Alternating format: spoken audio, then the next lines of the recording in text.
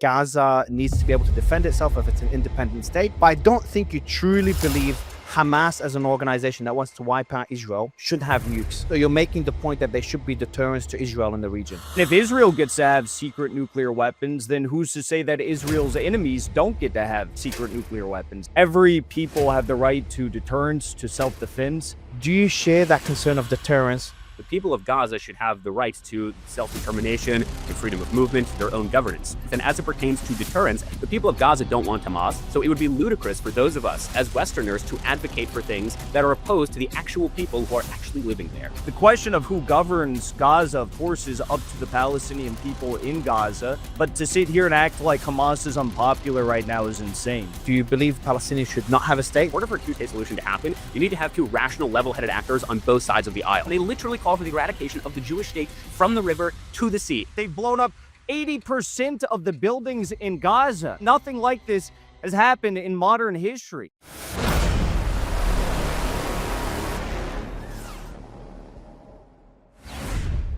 Actually, I want to start with a direct question to Jackson. It's not part of the debate, but I was just thinking about it because I know, Shabbos, you highlighted that point a few times online. Do you know if you're under investigation at all, Jackson? It's not part of the debate, just genuinely curious. No, I have no knowledge of that. So I guess Shabbos has better connections at the FBI than any journalist or reporter or anything like that. And Shabbos, you're not part of the Knesset or get funded by AIPAC or the Israeli government, do you? Just to confirm that as well. No, but to be very clear, I live in a crappy one-bedroom apartment in Los Angeles. So if AIPAC or Israel or America wants to fund me, I will gladly take it. And to be clear, by the way, when I accused Jackson of being under investigation, that's not my accusation. So Jackson gave an interview to Lebanon's Mayadeen TV where he admitted that he had been living in Moscow for 5 months. He gave this interview in February of 2025. And when they said, well, why are you living in Moscow? He literally said, because I know that if I come back to the United States, I will be prosecuted by the American government for my unwavering support for Hamas, Hezbollah, and the Houthis. So I guess it's a concern. I think it's a valid concern, but what Shabbos is saying is that I never actually said I'm under investigation. I have no knowledge of that. So when he came out on the show and explicitly stated multiple times that I was under investigation, I thought to myself, well, gee, this kid has very good connections at DHS or FBI or whoever is investigating me if he's so sure of this. Yeah, so I'd say two things. One, my name is not Shabbos, it's Shabbos. We went through this. It's not that difficult of a name. It's the same reason I can call you Jackson and not asshole, because two different names. But again, you don't have to take my word. It's not really an American name. It's hard for me to pronounce. You know, I'm very American. I forget how to pronounce these weird foreign names. And Shabbos, you don't have... Let me respond. No, Jackson, you're absolutely right. Jackson, you're very American. So what country are you in right now? Just remind us. Oh, I'm in Moscow, the country that helped America secure its independence in 1776, the country that helped America in the Union in World War II, the country that helped America in the War of 1812, the country that led America to victory in World War II against the Nazis. I'm in Russia. So again, when you talk about you're a proud American, I'm just curious, why don't you just live in America? So on the there's many reasons for that. Some are personal, some are not. I've explained some of them that are not personal before, but there's many reasons for that.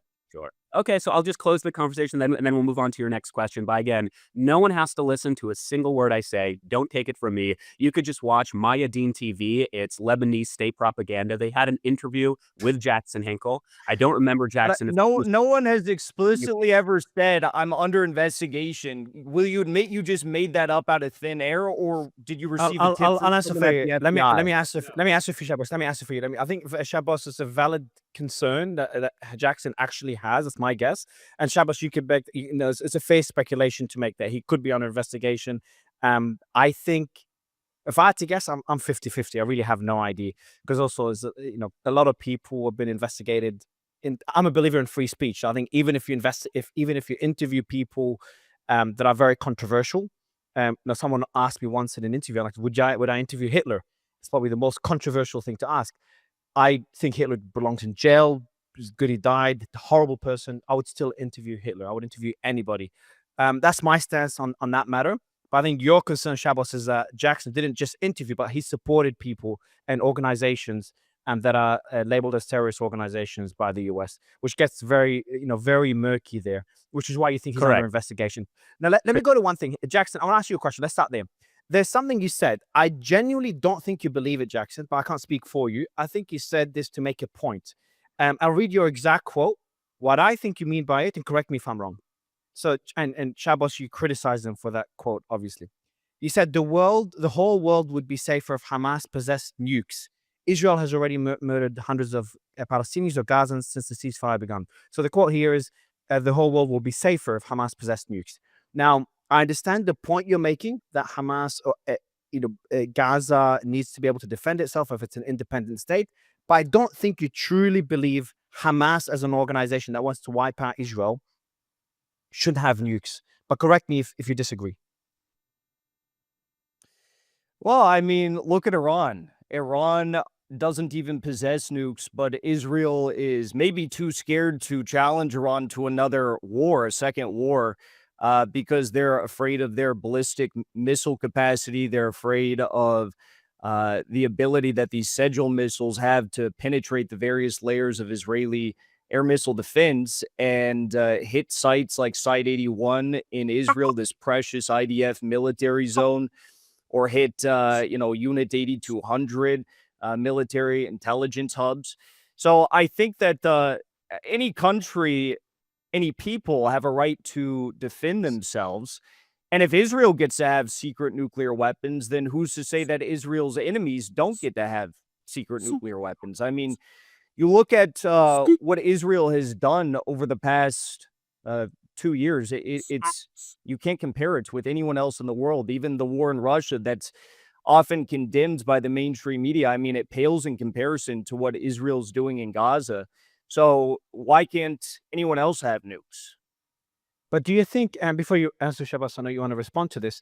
Do you think, though, I understand your point of deterrence. It's a valid point. I've discussed the concept of nuclear weapons with multiple analysts, and they talk about how the North Korea strategy, what Israel did to Iran, the war, the 12-day war, and might have encouraged Iran to gain nuclear weapons to have a similar model to what North Korea has. No one struck North Korea. Kim Jong-un, I know you got a different stance, but I think he's one of the most horrific leaders of our time. Yet no country is invading or striking North Korea because they do have nuclear weapons. So it is a form of deterrence. But do you think Hamas specifically, we're not talking about Iran, which again, I don't think they should have nuclear weapons, but it's not as extreme as Hamas as an organization to have nuclear weapons. Do you think they should have nuclear weapons, or you're making the point that they should be deterrents to Israel in the region?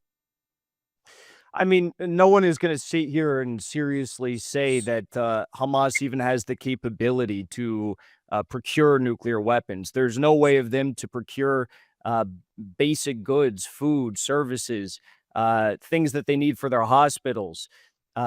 Israel prevented chocolate bars from going into Gaza. Israel for years prevented potato chips from going into Gaza. The idea that Hamas is going to procure nuclear weapons is obviously absurd. But yes, this is a point to say that every people have the right to deterrence, to self-defense. And as you correctly pointed out with North Korea, most of the Western world agrees with you that Kim Jong-un is like the worst of the worst leaders in the world today. But the only reason why they can't do anything about it is because they have Sarmat missiles, they have nuclear weapons, they have intercontinental ballistic weapons that are nuclear capable. So I think everyone should have that right. Shabbos, I know you want to respond to what Jackson said, but I'm going to add a question to it. So I think the point that Jackson is making, it's a valid point, and I'll give you an example where that point is echoed, is that there should be deterrence for Israel. It's the most powerful military in the Middle East. I'm not saying Hamas should have nuclear weapons, just to be very, very clear. But I was speaking to Ambassador Tom Barak, who's trying to get a peace deal between Lebanon and Israel. And we both agreed that Hezbollah should be disarmed, and Lebanon would prosper if Hezbollah is disarmed. But there is a concern that many in Lebanon have, and I understand that concern, is that if Hezbollah is disarmed, the Lebanese military is too weak to have deterrence for Israel to, as part of what many call Greater Israel ambitions, to continue occupying more Lebanese territory. Do you share that concern of deterrence? And obviously, I'd love you to respond to Jackson's points, because I'm sure you disagree with nuclear capable Iran or nuclear capable Hamas. Correct. I mean, but you get the point of deterrence, though.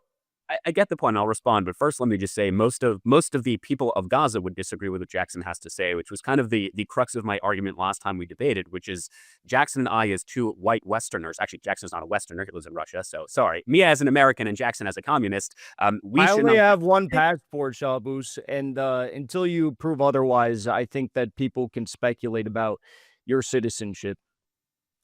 So the mark of a good debater is he's able to listen to the other opposing side and then respond in a cognitive manner. Well, I didn't lie about you when I was answering my question about nuclear weapons. I didn't attack your person. That's a good So point. again, the mark of a good debater is he's able to listen to someone's argument and then he's able to articulately respond in a calm, rational manner. The mark of a communist like Jackson is that he's unable to respond to critical arguments. Oh, you got to ask a question I think about the nuclear ad-hominem- weapons. I think- Wait. You got to ask a question about nuclear weapons, and you start personally attacking me. How is that rational? If you believe that saying that you live in Russia is a personal attack, that would probably explain more on You're you trying than me. to. You're trying to. No, I present think it I as think an you call attack. him. You said I'm not an American because I live a in Westerner, Russia. yeah. It's absurd. You are not a Yeah, so, Westerner but by definition for living in Russia. But my greater point is this. The people of Gaza do not want Hamas in power. This is the crux of the argument I made in our last debate. The people of Gaza should have the right to self-determination, to freedom of movement, to their own governance. They should not be dictated by the likes of people like Jackson, who don't have a stake in the region, and instead can say things like Hamas should have intercontinental ballistic missiles and not take into account the thousands of innocent Gazan civilians who've been killed by Hamas, both pre and post October 7th. That's the point I'm trying to make. And again, if you think it's an insult to call you a communist, that's not an insult. That's just a statement of fact. You are a leader of the MAGA communist movement. Now, to get to the second point of your question in terms of deterrence, so Israel signed a peace treaty with Egypt in 1979. Israel and Egypt have not been at war since 1979. Israel and Jordan signed a peace deal. I believe it was in 1982, but you can fact check me on the exact year. I don't remember. Israel and Jordan have not been at war since the signing of that peace deal. The Abraham Accords, which was spearheaded by my president, President Trump, who I very proudly campaigned for, voted for, encouraged people, and actually registered new voters for President Trump. The Abraham Accords, which was an historic, comprehensive framework in the Middle East, ensures that there will be peace and prosperity, not just for Israel and its neighbors, but really the region at large. So if you care about deterrence and you actually want to see peace in the region, then you would encourage all of these non-governmental actors or the nation states themselves to sign treaties with Israel. Not only that, not only will there not be war between those two countries, but you actually have sharing capabilities. So, for example, a significant amount of the water that Jordan receives comes from Israel because they have regional cooperation. There's mutual cooperation. So if you want there to be peace and prosperity, then you would do everything in your power to advocate and advance peace in the Middle East, peace through strength. And as it pertains to deterrence, as I said, the people of Gaza don't want Hamas. The people of Lebanon don't want Hezbollah. The people of Yemen primarily don't want the Houthis. So it would be ludicrous for those of us as Westerners to advocate for things that are opposed to the actual people who are actually living there. So Jackson, I'll add a point and I'll let you respond. So that's the point that I made to Tom as well, Jackson, is that Egypt and Jordan are examples that, peace could exist with Israel. So if you're not Hezbollah and Hamas that want to wipe out Israel, Hamas more so than Israel than Hezbollah, couldn't Palestine? I'm pretty critical of what Israel's done in Gaza, but at least for Lebanon, couldn't Lebanon have a similar relationship with Israel as Jordan and Egypt? Well, of course, anyone can have that sort of a relationship if they sacrifice their sovereignty and they bend to the dictates of the United States. And of course, they're rewarded. Egypt and Jordan are rewarded on the flip side with a pretty penny. They get a substantial amount of U.S. aid allotted in our annual budgets, which I think is equally as insane as the aid that we send to Israel each and every year as we've built up this baby killing machine in the Middle East that we call the Zionist entity. The truth of the matter is that, first of all, Shabbos said that, I'm alleging that the Palestinian people want Hamas to govern them. Let's break that down. So, according to the Beijing Declaration, which apparently Shabbos still hasn't read, short one-page document, Hamas said that they will not govern the transitional government in Gaza. They will not be a part of this government. They were very okay with that idea. Hamas, however, as a result of Israel's actions, as a result of slaughtering tens of thousands of people, tens of thousands of children, women, innocent people each and every day, and still slaughtering people as the ceasefire goes on and not delivering the appropriate amount of aid that they promise in the ceasefire agreement. Hamas's popularity in Gaza and even in the West Bank has surged. According to Jake Sullivan, he even admitted this, that Hamas's recruitment efforts have been so successful since the genocide began that their numbers, as far as actual members go and fighters, is about the same as it was on October 6th, despite the fact that, of course, Hamas members have been killed. This is because there's been a lot of young men inside of Gaza were probably strolling around that 26-mile by 5-mile pasture that we call a concentration camp, because it is each and every day, with no hope, no vision for the future. The majority of these young men are unemployed and will have no real destiny or hope in this life. And they saw this as an opportunity to break free. So they joined Hamas. The question of who governs Gaza, of course, is up to the Palestinian people in Gaza. I'm not going to decide that. Tony Blair shouldn't decide that. But to sit here and act like Hamas is unpopular right now is insane.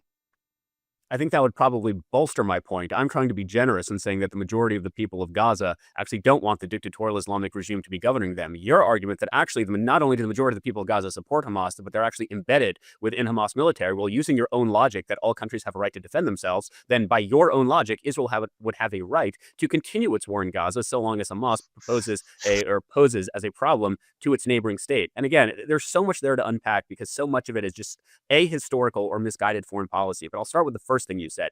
You said that when Egypt signed its peace treaty with Israel in 1979, it had to give up. It had territorial concessions that it had to placate to the West. When did I say that? When did I say that? You said it about 2 minutes ago whenever you started your Egypt had to give up territorial concessions? Yes, and you said that it made concessions to its Mario. I think not net territorial. I think what he said is had to comply with Western correct imperialism or something along those lines, but not give up territory. So again, I'm curious. This is what Zionists always do. They listen to you and they hear everything you say, and then they completely flip what you said as they respond. I never said that. I think you've clarified it. Go ahead, Shabbos. Jackson made the point, and again, I would encourage you to have the intellectual maturity of a 7-year-old and stop interrupting. I would encourage you to not misrepresent my words. You made the point that Egypt had to kowtow to Western imperialistic nations like the United States in order to achieve that peace deal, correct? I think that if Egypt and Jordan and if they weren't receiving all of this U.S. aid each and every year, I think that they would rain hellfire down upon Israel. I think that they would remove Israel from the face of the earth. I think they would actually rape the IDF. And I think there'd be no Israel left. Okay, great. But you're not responding to my question. You made the point that in order to sign the peace treaty in 1979, Egypt had to kowtow to I said to receive U.S. aid. I said by sacrificing their sovereignty and accepting U.S. aid, accepting the whims of the United States, they give up their sovereignty. Right. So by accepting the whims of the United States. So given that you just said that Egypt had to accept the whims of the United States, that they had to sacrifice their own nationalistic and sovereign territory or claims, then why is it that as part of that peace treaty, Egypt was actually given the Sinai Desert, which they had lost during the 1967 war, where they invaded Israel? Israel recaptured an area double the size of modern-day Israel, and then Israel gave it back. How exactly is that a territorial concession? How exactly is that kowtowing to Western imperialism when Egypt actually expanded its borders and Israel lost its territory as a result of the peace treaty in 1979? Can you explain that for me, please? They had no other option. And you look at Egypt today. What is Egypt today? Egypt today is just an aircraft carrier for the United States and for Western countries. They've been to every single whim of the United States.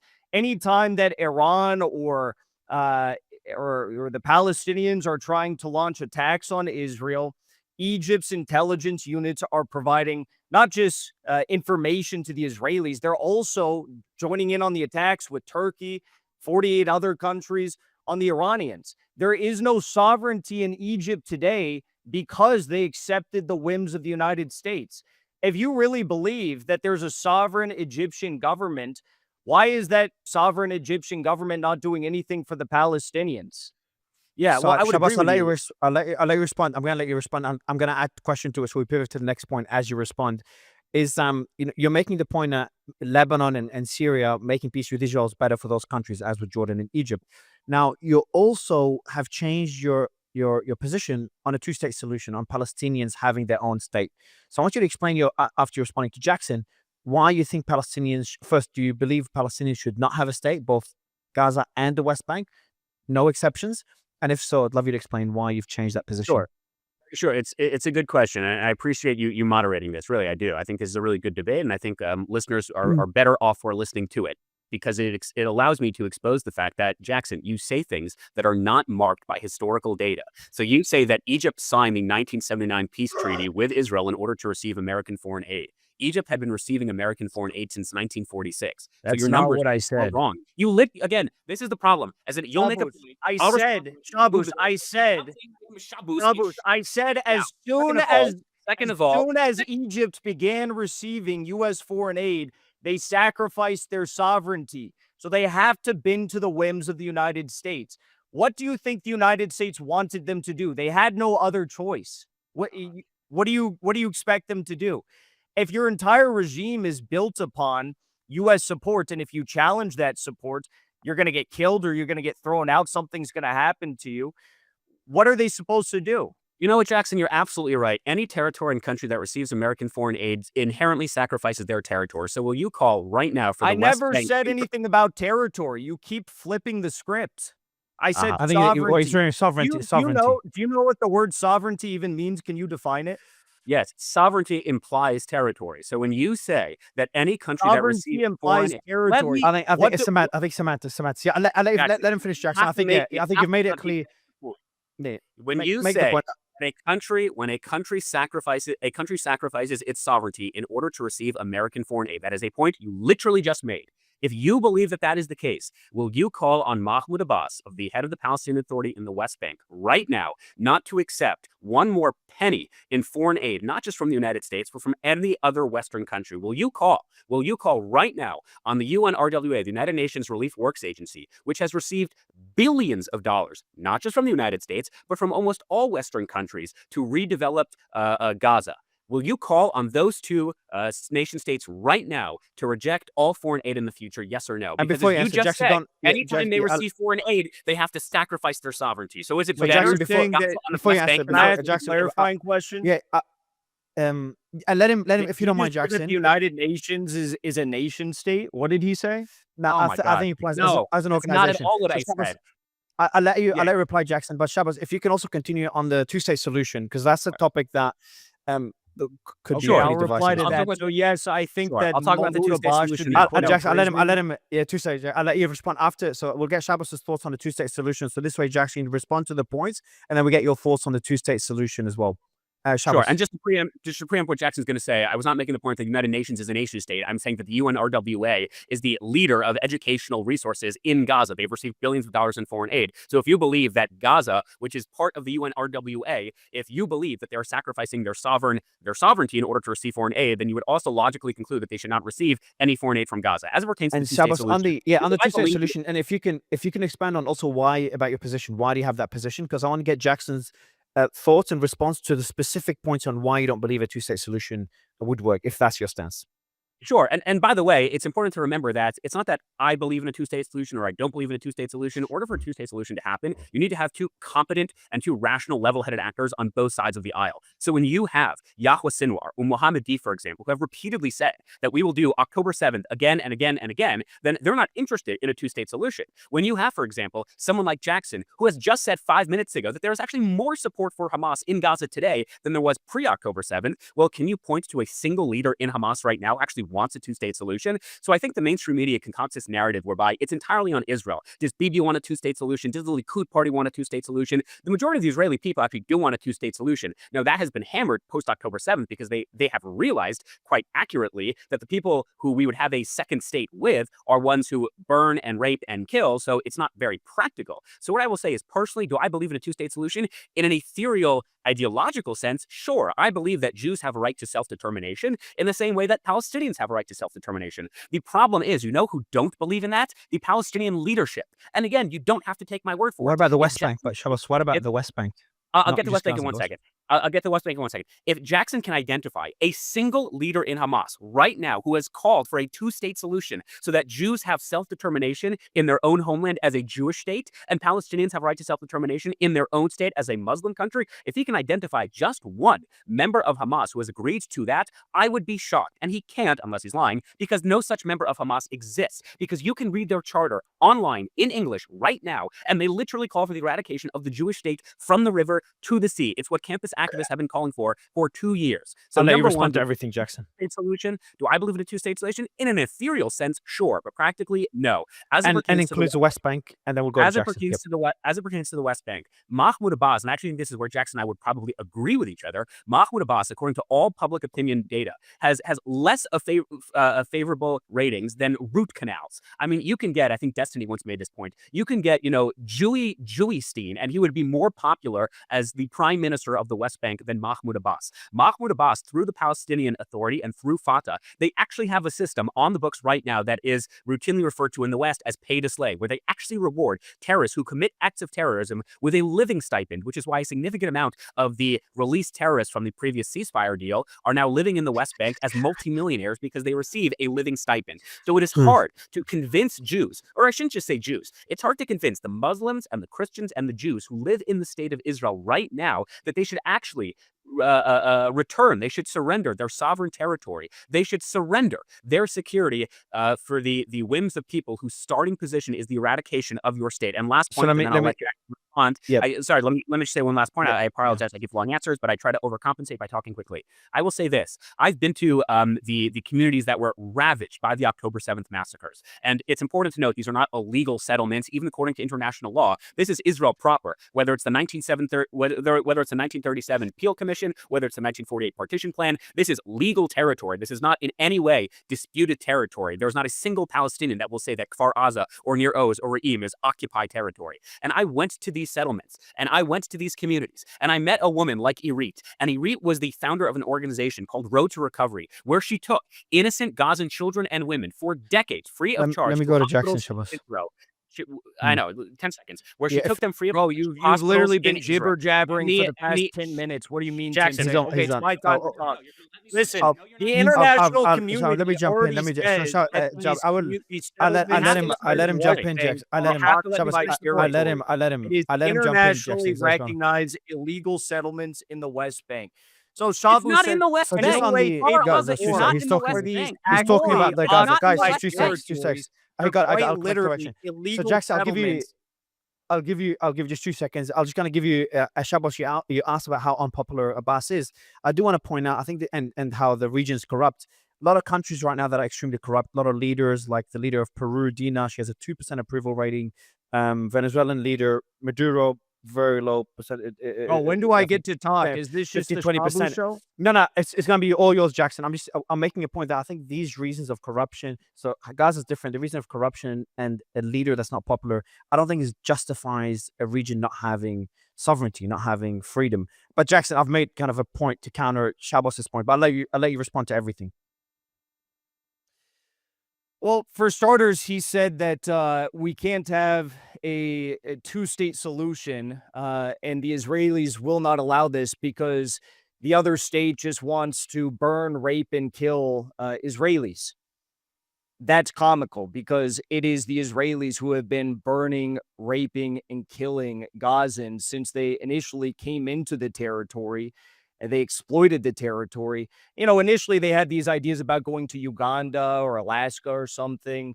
But then they signed the Haavara agreement with Nazi Germany and allowed them to occupy this land that we now call Israel. They forcibly displaced 750,000 people in a horrendously violent fashion.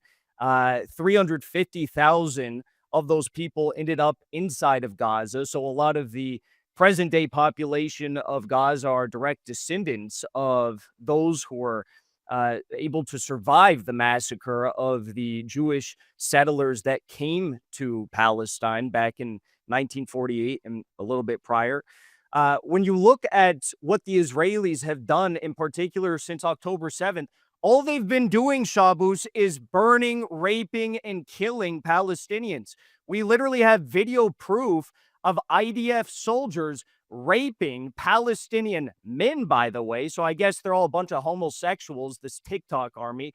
They're raping Palestinian male prisoners on CCTV footage. Everyone's seen the video. They've been blowing up Palestine left and right. They've blown up 80% of the buildings in Gaza. This is incredible. It's nothing like this has happened in modern history. When you look at the civilian death toll, according to the United Nations, it's over 90% civilian death toll in Gaza. This is unprecedented. And he's talking about burning, raping, and killing. The BBC came out this week and said that the IDF is actually targeting Palestinian children, Gazan children, by shooting them in the head and in the chest. According to their investigation of incidents of this kind of these sorts of shootings where the IDF was shooting children in Gaza, 80% were shot in the head and in the chest. That's according to the BBC. And the truth of the matter is, Shabbos acts like, oh, well, the Jews will never tolerate this. Let's look at the Jews in America. In America, 61% of Jews oppose, or they say that war crimes are being committed right now in Gaza. 61% of Jews. 39% of Jews in America believe that there is a genocide going on inside of Gaza that's being committed by Israel. So actually, Jews in America oppose what's happening. You talk about this Palestinian statehood as if it's some impossibility.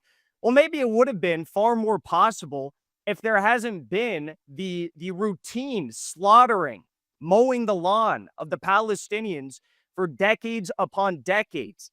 Even, the founders of Zionism admitted that this was the plan all along, that they would have to transfer the population somewhere else and seek employment for them somewhere else. Theodore Herzl said that. You have the key architects of Zionist history today who will say that, yes, this transfer of people was always part of the goal of the Zionists when they came to Palestine. And this transfer literally means the expulsion of the people. That's what's been happening this entire time. That's what they're doing today. Israel is the one who's burning, raping, and killing, not the Palestinians. And you talk about the Abraham Accords. This is everyone should just sign the Abraham Accords. The Abraham Accords are what got us into this mess because everyone forgot about the Palestinian people. The Palestinian question was entirely neglected. And all of these Arab states, these Gulf states, they were willing and ready, and some already were signing on to the Abraham Accords. That is literally what prompted October 7th to take place, because they were denying the humanity of the Palestinian people. And you talked about these settlements at the end of your rant. I mean, the United Nations literally says, the international courts all agree that these settlements are illegal. I don't know how you could say that they are not occupation when they are quite literally kicking Palestinians out of their communities, out of their historic communities, as they did in 1948 with the 750,000 that they forcibly removed back then. They're doing the same thing today, and we're getting the same excuses once more. Jackson, before I go to Shabbos, and first I appreciate you not interrupting Shabbos. I'm going to go to you to respond to everything. Jackson, just one last thing. Do you think, just trying to be pragmatic again, to try to reach some sort of peace deal, putting aside what you think is right or wrong, do you think Hamas should disarm for this peace deal to continue and for there to finally be peace in the region? Well, I believe the leaders of Hamas have said that they'll disarm if a Palestinian state is recognized. So I think that's a fair argument. Again, that's not up to me. That's up to the Palestinians and I guess up to Hamas, which is the de facto security organization there right now. But if a Palestinian state is recognized, it's allowed to have water rights. It's allowed to have energy rights. It's allowed to have a standing army, for example. I think that would be fair. I think that'd be really fair. And that's always been the crux of the argument, even going back to Yasser Arafat. He was proposed with this horrendous deal, but they said no standing army, no energy rights. They talk about Jerusalem and if going to Israel. This wasn't even a decision for him to make, but it was thrust upon him. He had no options. What is he supposed to do? What is a state with no standing army? Shabbos, I'll let you respond to everything. I appreciate not interrupting. And I'll mention the next point so you can respond to everything and move on to the next one, which is more relevant to what's happening today. And that's the peace deal looking like it's about to break down. Israel has initially halted the aid trucks going into Gaza. The reason they gave initially was because Hamas has not surrendered all the bodies of the deceased hostages. Now, aid organizations said it will take time. A lot of them are under the rubble. Hamas does not have the equipment to be able to get them all out in a few days. What Israel would like to have them all pretty much instantly. So Israel did halt and then reduce the amount of aid trucks coming to Gaza. Like, it continues till today. It's disputed depending on your source how many aid trucks are getting into the region. And we've seen Israel continue to strike Gaza time and time again. Sometimes it's in response to being attacked, either by Hamas or other Palestinians in other organizations separate to Hamas, not obeying the orders of Hamas, or Hamas directly giving those orders, depending who you want to believe. But also another reason they've given for one of the strikes was because Hamas gave the remains of a hostage that was given already. So it wasn't a new hostage. So it was technically a breach of the agreement. But do you think it warrants more strikes by Israel? Which is my question there. Does Israel really want peace when people like Smotrich and Ben-Gvir are making statements to the opposite? So I'll let you go move to that point, Shabbos, while you're responding to Jackson's points. Sure, there's a lot to unpack. So first of all, when it comes to Ben-Gvir and Smotrich, I know it's a red herring, but A, they're not part of the war cabinet. B, they make any member of Hamas or the Palestinian Authority look like extremists. So the problem is not Ben-Gvir or Smotrich. And as it pertains to the violations of the ceasefire, so I'll make sure you can all see this. This is a convoy truck of aid. This was posted not by the Israelis. This was actually posted by American intelligence. Marco Rubio retweeted it. President Trump retweeted it. This is a convoy truck of aid that has been looted by Hamas. This is not the first time. It's not the second time. This has happened post-October 7th, and it's happening right now, where Hamas takes the trucks of aid, they use it to feed their own people, and then they explicitly tell, like people like Yahweh Sinwar, that all the food should first and primarily be given to the fighters. Do you mind me if I ask, Shabbos? Do you mind if I ask? Do we know? Because I know there has been reports of aid trucks being looted before. The UN said is it not 80 something or 90 something percent, but they said they're being looted by Palestinians mostly, not necessarily Hamas. They didn't know if it was actually Hamas. Do we know if it was Hamas based on that video, or we're not sure? Yeah, you can go on U.S. Central Command right now. You can go on the Secretary of State page right now, or you can go on Trump's own Truth Social, and they explicitly state that Civil Military Coordination Center observed Hamas operatives looting aid trucks. They have been doing this repeatedly. So again, when someone says that Hamas should be given intercontinental ballistic missiles, but at the same time, that is the same group that is taking aid and food from the Palestinian people. It really makes me question their motives. One more question on the aid one before you continue. I know you've got a lot of points. Sure. On the aid one, I think this is wrong if Hamas is stealing that aid. I think we all agree that's the case. I think Jackson would even agree that this aid should go to the people. But do you think this is enough justification to reduce aid by 50%, which could be considered collective punishment? So even though Hamas loots it, shouldn't we find solutions to get it to the people instead of just stopping it? Correct. That's what Johnny Moore, I was with last night, of the Gaza Humanitarian Foundation, have literally been doing since the October 7th has happened. The problem is every single time that the Gaza Humanitarian Foundation or the United States or Israel try giving aid for free with no charge, because again, when Hamas steals the aid, they then sell it at the black market for triple or quadruple the price. Every time the Gaza Humanitarian Foundation has been doing this for free, they are attacked and maligned by people like Jackson and those on the far left or the far right. They are shot at during these distribution sites, and I would encourage you, Mario, that you should go into Gaza and you should see these Gaza Humanitarian Foundation workers on a daily basis. You should go to the Kerem Shalom border crossing the way I have, and you should see the hundreds of humanitarian aid trucks that are going into Gaza on a daily basis. I cannot think of any war or any genocide in modern warfare where the enemy combatant is actually being fed by the perpetrators of the alleged victim. I mean, it is a totally nonsensical, illogical way. And when Hamas purposely puts their own fighters above the demarcation line, when they purposely fire and kill IDF soldiers and positions, what they are saying explicitly is we do not want this ceasefire to work. So yeah, you can make a red herring issue of Ben-Gvir and Smotrich, even though they're irrelevant to the operations of the war. What is a major issue is Hamas soldiers repeatedly,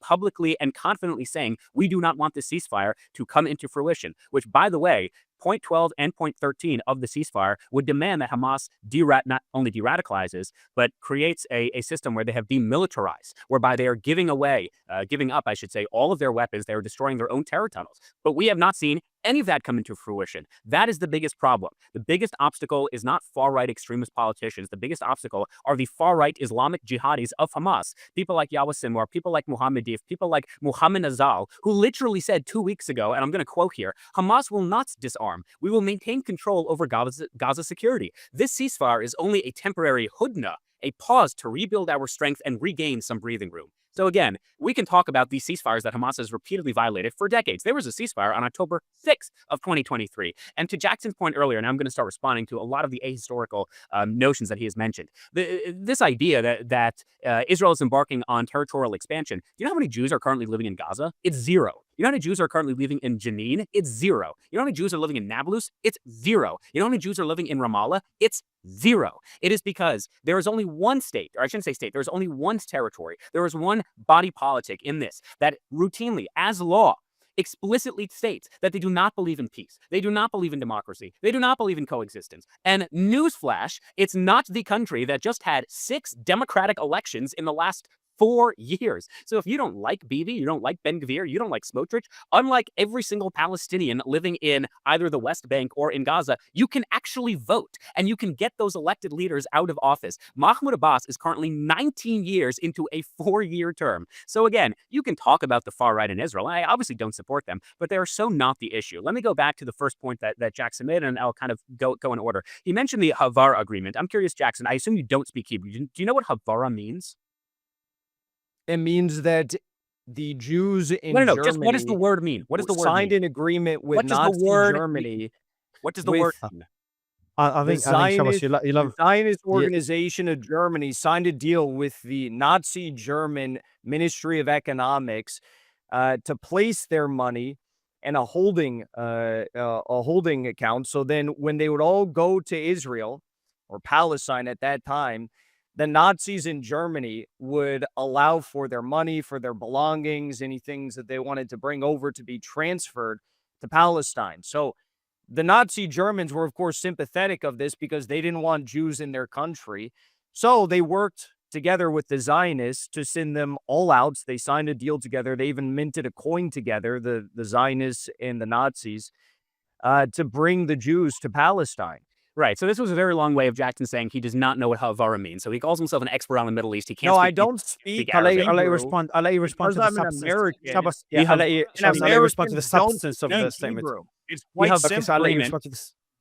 I let Jackson speak because I'm a rational adult. It's just ridiculous. This guy's out here. Our agreement enables you. I'll let you respond, Shabbos. I'll let you respond. I'll let you respond to the Shabbos. I'll let you respond to the substance of what Jackson said. Sure. Haavara means. Does he agree with the fact that the Zionists signed a deal with the Nazis? So I'll let him. Haavara in Hebrew means transfer. The transfer agreement was an agreement between the Zionist Federation of Germany and the Nazi Party. The Nazi Party said you have 2 options. Either we will send you to concentration camps like Dachau. I'm a descendant of German Holocaust survivors. My great-grandfather was arrested by the German Nazis on the night of Kristallnacht. Most of his neighbors were killed on that night. He was one of the last Germans to actually flee to the United States, where he rebuilt his life and became proud Americans. What Jackson is trying to argue, that the Zionists were actually in collaboration with the Nazis because they were. You have to shut up.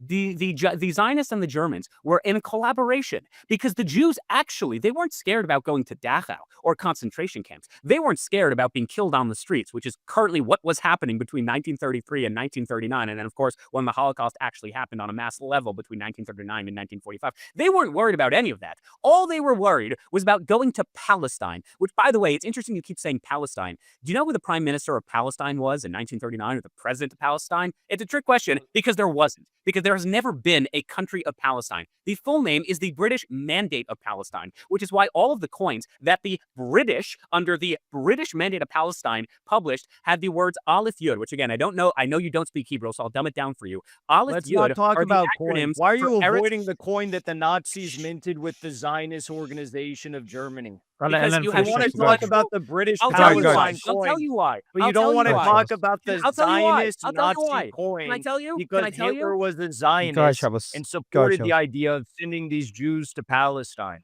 Again, I'll tell you why. I'll tell you why the Nazis printed a coin. It's the exact same reason that they made Theresienstadt, which was, thank you for muting him, the exact same reason that Theresienstadt, which was an actual ghetto where Jews were being killed on a daily basis, it's the exact same reason that the Nazis built a stage so that when the Red Cross would come to Theresienstadt, they would be able to say, we're not persecuting the Jews, we're not killing the Jews, we're not deporting. They have a stage. They make plays, they have fruit stands, because they knew that low IQ individuals like yourself, Jackson, would be fooled by things like coins and things like plays, when in reality, Jews had two choices. You either get sent to gas chambers or concentration camps, or we will round you up and arrest you, or we will force you to have a transfer agreement where you give up all of your wealth and then we force you to immigrate. But Jackson is making true. Why did the Zionist street gang levy? Why did the Zionist street gang? I'm gonna jump in, guys. So I'm gonna jump in. So Shabbos, I'm gonna mention a point. Now don't stop. We won't mute. Let's this give me jump literally in. talks for 20 minutes at a time. It's the most ridiculous thing I've ever seen. I'm gonna jump in and ask you both. I'm gonna mention something that I disagree with the statement that you each made, separate statements. I'm going to go with Shabbos' one first, Jackson, and then I'll go with yours, because I want you to respond to all the points Shabbos made. And your point, Jackson, is unrelated to Gaza and Israel. Shabbos, there's a statement you made once, and if I got it wrong, do correct me. But you said anti-Zionism is unquestionably anti-Semitism. First, is that something you believe? Yeah. But doesn't that... Can I explain? So doesn't... Yeah, I want you to explain, but first make sure I understand it. Doesn't that mean that you're saying someone cannot criticize Israel without criticizing the religion? Or is that what you're saying? No, not at all. Not at all. Okay. And I've been involved in Judaism for my entire life since the moment I took my first breath. I literally have not met a single Jew on planet Earth who has ever once professed that the criticism of Israel is in fact anti-Semitism. Take it from someone who actually protested the Bibi government numerous times publicly. Go on my Twitter page and scroll down far enough. You will see me protesting the Israeli government, protesting Bibi Netanyahu, protesting Israeli policy. There's literally not a single Jew on planet Earth. So essentially, so before you explain, essentially mean it's someone that questions the right for Jews to have their own state. This you consider anti-Semitism? Yes and no. Let me clarify my position. If you have any clarifying points, I'm happy to respond. We are called Jackson. 30 minutes Jackson. debate. After this, going to be all yours. After what? He's talking for 30 minutes. I'll give you 30 minutes then. I'll make sure I give you the exact same time. You have my words. I'll have the producer make sure that Jackson has exactly this. It's the right amount of time. Because Jackson, the question I have for you is moving away from Gaza. That's why I wanted to Shabbos to comment on that point. Shabbos, explain it briefly, or do you want to go to Jackson, please? I want to make sure Jackson has as much time as me, and even though he filibusters for far longer, I want to make sure that he's okay and he feels good about himself. As it pertains to anti-Zionism and anti-Semitism, we are called Jews. Why are we called Jews? Because we come from Judea. We are the only religious group I know of who are named after the place that we come from. Jews are in our ancestral homeland is the land of Israel, which is why for 3,000 years, Jews have lived uninterrupted in the land of Israel, whether it was in 70 CE during the Roman expansion, the Roman expulsion of the Jews after the destruction of the temple, whether it was in 1100, whether it was under the Turkish, the Ottomans, whether it was under the British, Jews have lived in Israel uninterrupted for 3,000 years. That is why almost the entirety of the Jewish religious calendar revolves on things that exclusively happened in the land of Israel. There are 613 commandments, roughly a third of them. So just to go to Jackson, on your statement, so essentially when you say anti-Zionism, it's unquestionably anti-Semitism, essentially the right for Jews to have their own state. So someone can criticize Israel, but when they criticize, they say Jews should not have their own state. That's what you consider anti-Semitism. Correct. That's when you negate. Correct. When you negate the ancestral connection that Jews have had to their own homeland for 3,000 years, what that does is not only negate a political and historical reality, it negates a core part of our religious expression. Understood. In fact, for the last 3,000 years, there has been a positive commandment for Jews to actually live in Israel. And the only reason we weren't doing it en masse is because A, we were expelled time and time again, and B, there were restricted immigration policies, whether it's the Ottomans or the British. Let me go to Jackson. Jackson, Mike is all yours. I know you've got a lot to respond to, but the reason I wanted you to go last is I wanted to ask on your, so other than all the points that Shabbos mentioned, your stance, certain things you say, like Hamas should have ICBMs. You also made a statement once about Kim Jong-un. You said, happy birthday to the great leader Kim Jong-un.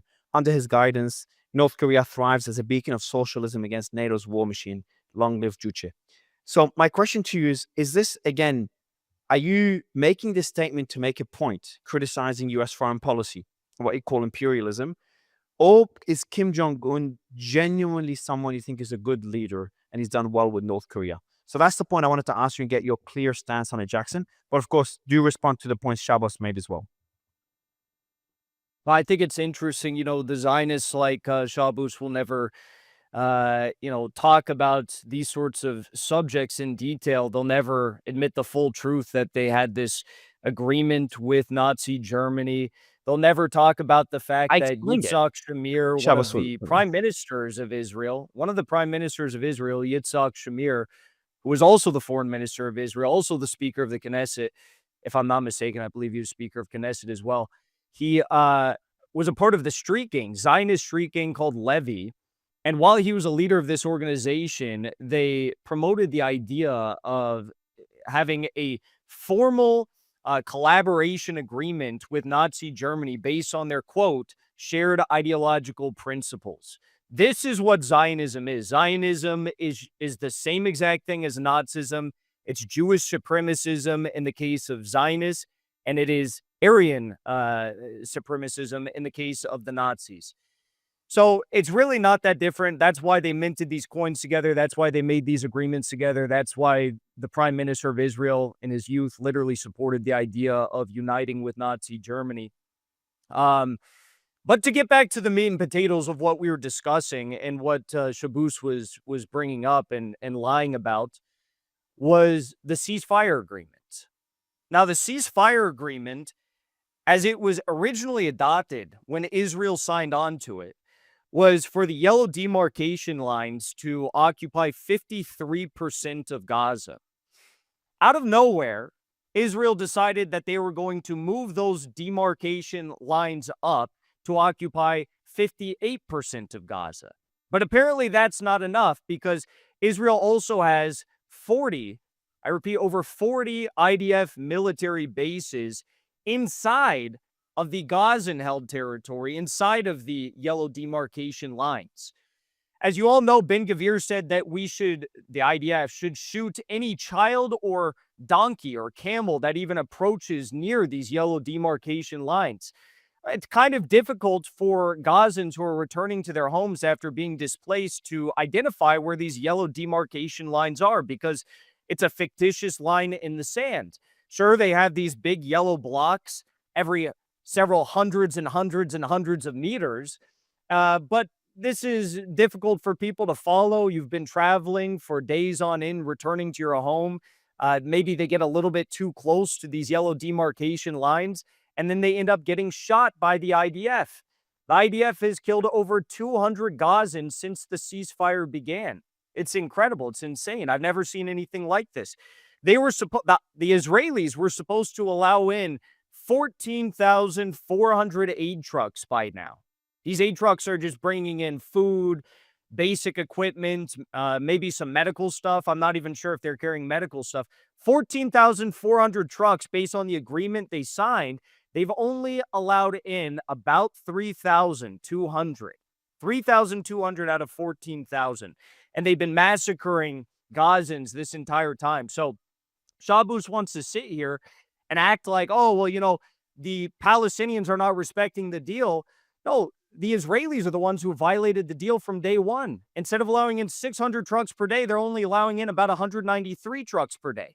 Now, what's very interesting about, I wasn't sure if it was Mario or Shabbos that brought up this point, but one of you were talking about the fact that Hamas returned the body of a hostage, and it was the incorrect body.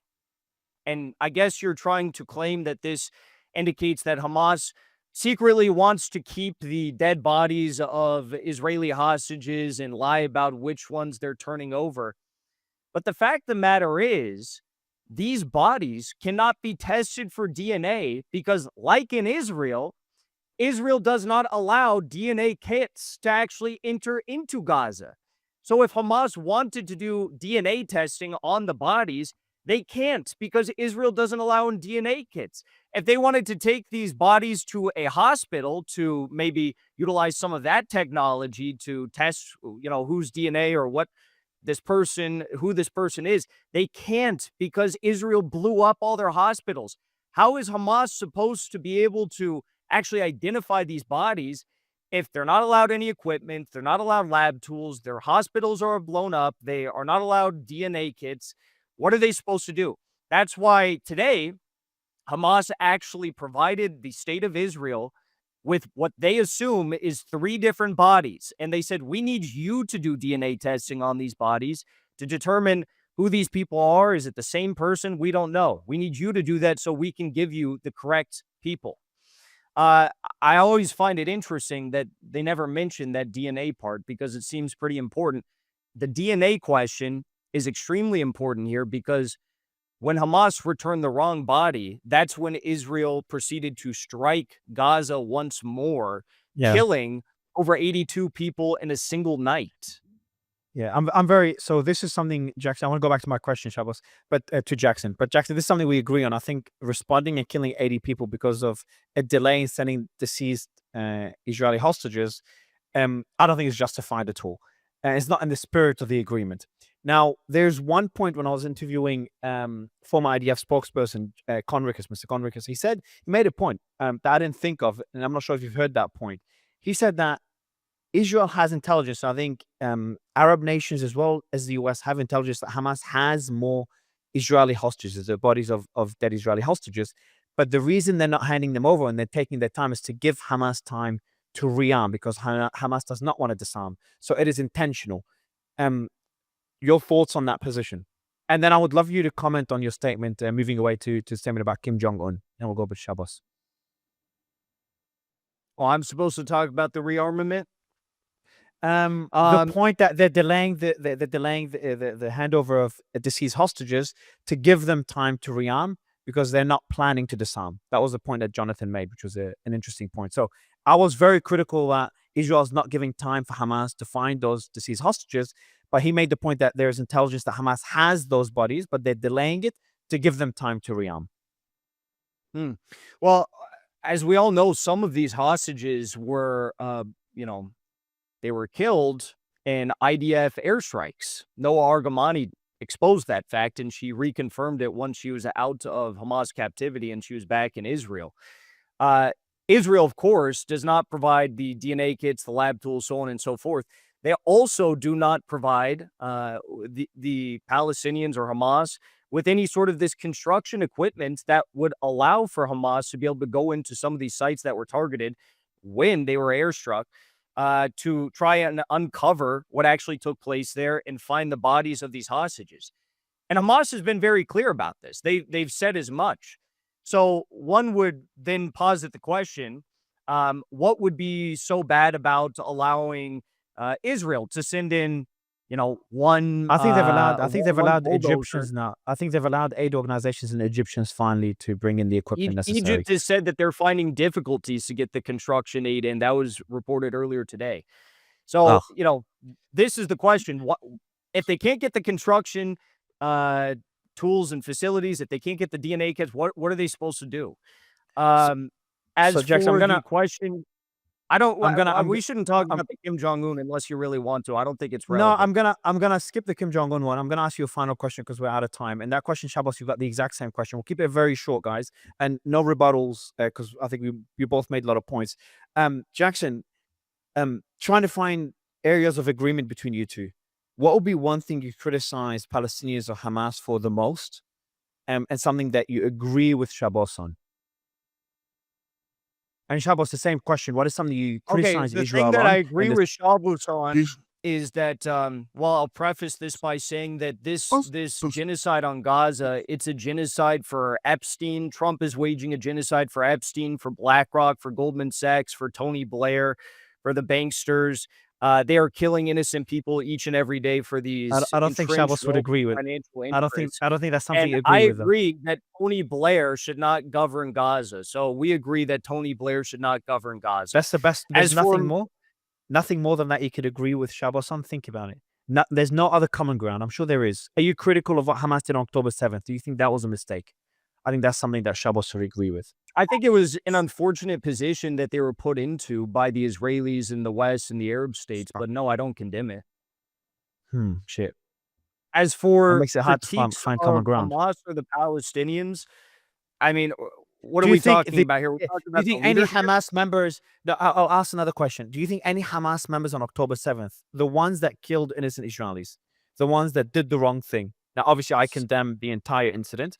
I'm trying to see, is there parts of October 7th, considering your stance, that you condemn anything at all that maybe Shabbos would I agree will with? happily condemn those acts if they took place. If Shabbos will condemn the thousands and thousands, hundreds of thousands of Palestinian I'll ask him that. civilians that were I'll murdered try to by get that. Israel. I'll try to ask him that question. Putting Shabbos's opinions aside, imagine he doesn't. Do you think, is there anything about October 7th that you condemn? Anything at all? No. Shit. I tried to find common ground. No. Shabbos, Actually, I will say one thing I condemn. No, you bring up a good point. And this is a sensitive subject. One thing I'll condemn about October 7th are the Israeli tanks and Apache attack helicopters that killed a bunch of Israeli civilians and were firing upon the hostages to try and prevent them from being taken as hostages by the Palestinians so they could be used as negotiation tools. I think it was horrible that Israel killed so many of their own civilians. Jackson, I'm gonna say something, Shabbos, I'll go to you in a second. But like, there's a lot we agree on. Like, I'm very critical of what Israel's done in Gaza. Less so in Iran, Lebanon, Yemen. I think it's more nuanced there. But what's happening in Gaza is heartbreaking. The amount of deaths is heartbreaking. But I think you don't help that cause by not finding at least some fault in what Hamas did, because I think what happened on October 7th is also horrific. So I was under the assumption, I still have that assumption, that you actually are critical of what happened on October 7th. I'm not speaking for you. I'm assuming, you can correct me if I'm wrong. You are. But the reason you're not criticizing it is because you're just so upset about what happened afterwards in Gaza. No. They didn't start this. They weren't the first person. I know what happened. We agree also before October 7th, I think what Israel's done in Palestine, it wasn't right. There was other means to reach a two-state solution. I'm more nuanced than you, obviously. No, not that. They took a bunch of Palestinian hostages, they tortured them, they raped them, they killed them. Yes. If we're going to play by the laws without due process, they did wrong things by due process. They have no due process. Why are these people are being imprisoned for waving a Palestinian flag? If you play by the laws of the jungle, you can expect to be treated in the same way. That's what happened in the American Revolution. I'm a direct descendant of those that sailed on the Mayflower and fought in the American Revolution. And it just so happens that the British and their proxies were massacring a bunch of innocent civilians. And as a result of that, the American revolutionaries decided that they would take civilian hostages from the regions and some of the cities, the towns that were controlled by the British and their proxies.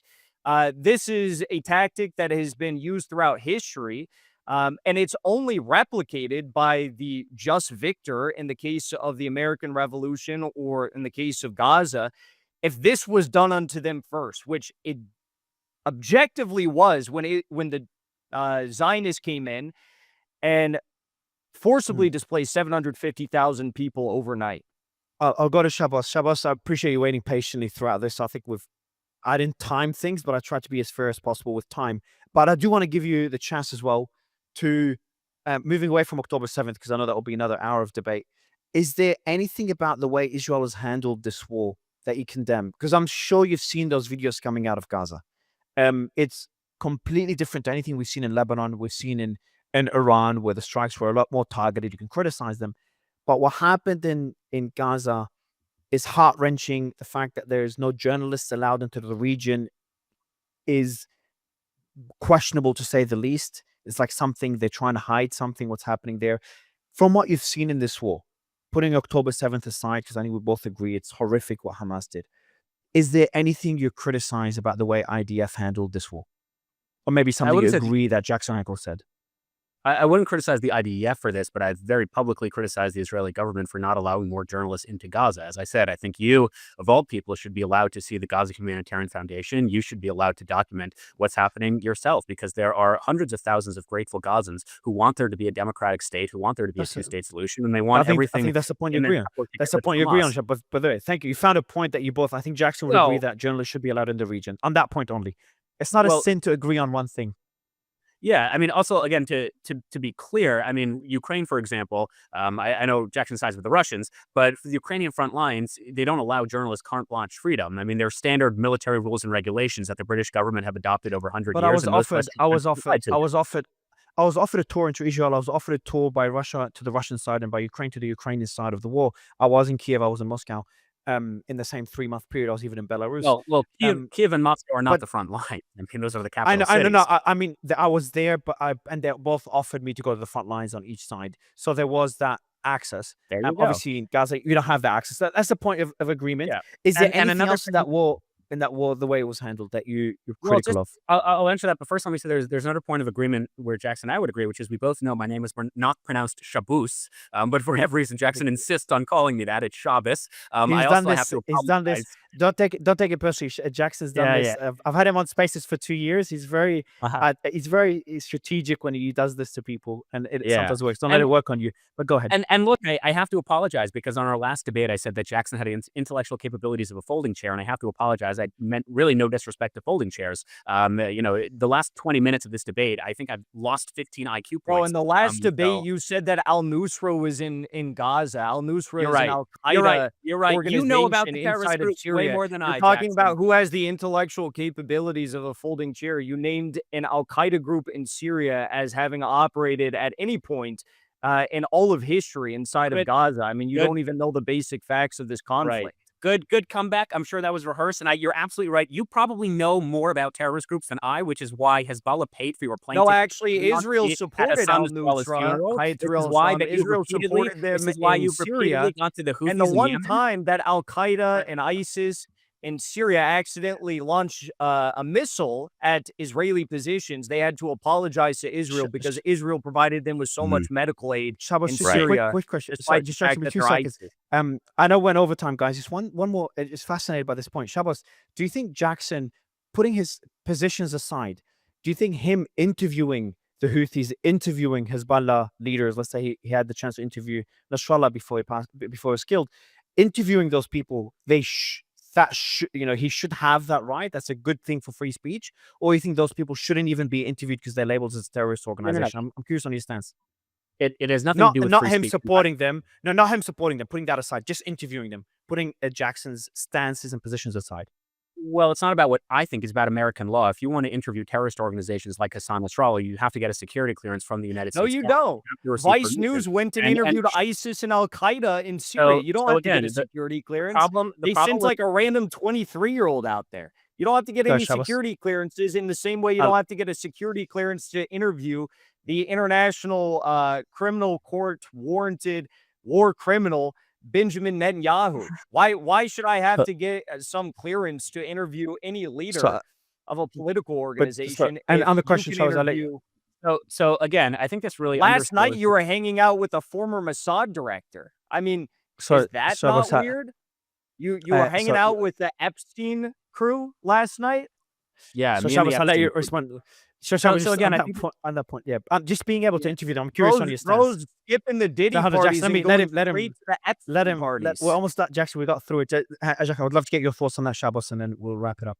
Sure. So again, I know this probably doesn't work for a Twitter audience where it's all based on clickbait and rage and engagement, but as it pertains to rational discourse and political culture, I'd like to hope that the rational viewer was able to demonstrate that I can respond to points, whether it's the Haavara agreement, I can criticize my own side, I can engage in intellectual discourse. The problem with the other side is they are literally opposed to rational discourse, where the moment someone says... We're opposed to rational discourse, but I can't interview world leaders because that's terrorism. That makes a lot of sense. I think Shabbos, I think Shabbos said you should be able... I think he said you should be able to seek permission. Yeah, I think Shabbos said you should be able to. There's no such thing as permission. We have free speech in the United States. You don't need permission from the State Department to interview anyone. So if Jackson has the intellectual maturity of a 7-year-old, he would allow me to speak for more than 30 seconds. If Shabbos actually upheld American principles, he would support free speech.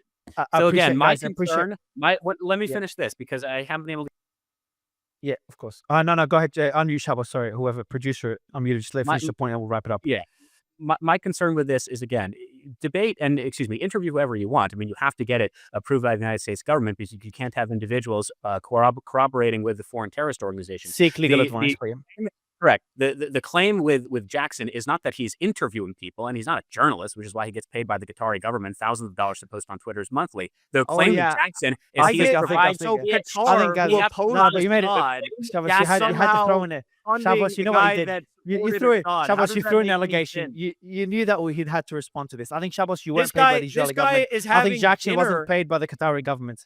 I think none of you were paid by the dinner with government. the contention with all these Epstein friends. He's having dinner with the Mossad director last night. Yeah, but that's true. That's literally true. He posted it. The contention he doesn't understand. Let me just make the point. He doesn't understand regional conflict. So let me just understand the point.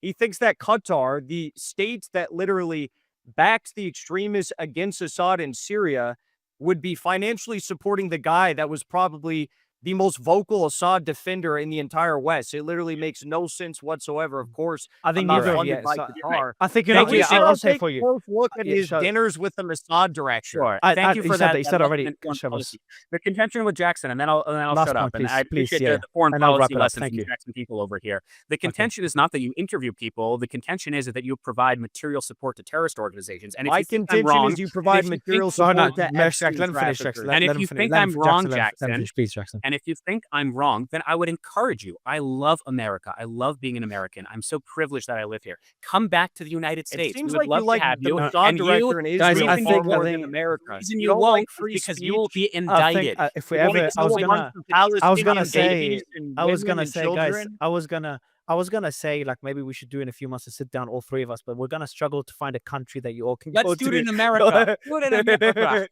But guys, honestly, absolute pleasure. It just shows, like, for people listening, I know one question, if I asked Shabbos and Jackson, I said, do you think innocent people should be killed? Both would say no. It's like the core fundamental values you both agree on, but then you disagree on so much. It just shows how polarized and complex the world is. Because guys, innocent women are not civilians, and they get to kill them as they've done for the past 2 years. I think children are not civilians. I wake up each morning and I say, how many babies can I kill? Yes, Shabbos, you're absolutely. Pleasure to meet you. Shabbos, Jackson. Good to see you again. Thank you, guys. Thank you so much.